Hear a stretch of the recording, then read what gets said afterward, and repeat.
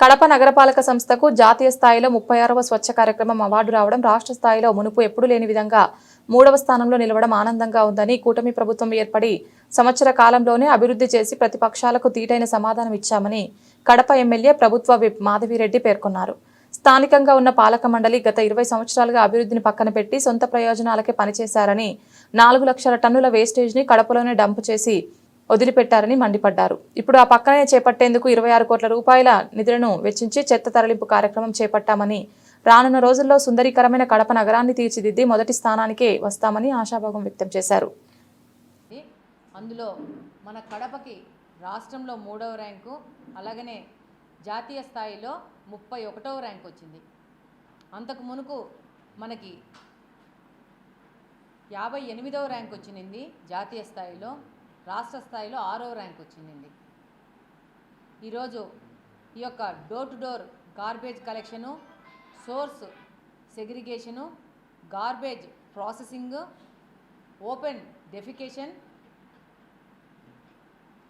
Free defecation, అలానే garbage free sites, ఇలా చాలా ప్రమాణాలను తీసుకొని ఈరోజు ఈ ర్యాంకులను విడుదల చేసింది. అందులో కడపకి రాష్ట్రంలో 3వ ర్యాంకు, జాతీయ స్థాయిలో 31వ రావడం అనేది మన కడప ప్రజలందరికీ గర్వకారణమైన విషయము.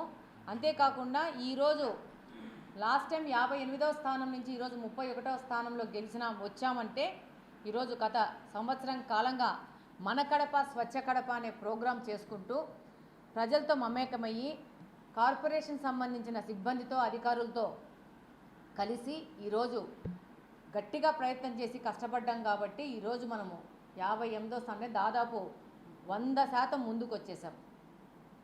ఇది ఈ కడపలో గెలిచినాక, కూటమి ప్రభుత్వం అధికారంలోకి వచ్చినాక, తెలుగుదేశం ప్రభుత్వానికి ప్రజలు అవకాశం ఇచ్చినందుకు మొదటి సంవత్సరంలో సాధించిన విజయం. ఈరోజు మీరందరూ గమనిస్తే తెలుగుదేశం పార్టీ కడప నియోజకవర్గంలో గెలిచి అధికారంలో రాగానే జరిగింది ఏంటంటే, దాదాపు 100 ఉన్న క్లాప్ ఆటోలని 70కి తగ్గించినారు. ఆ యొక్క అపవాదు తగ్గించి ఆ చెత్త కలెక్షన్లో జరగట్లేదని ఆ అపవాదును ఎమ్మెల్యేకి వేయాలని ప్లాన్ చేశారు.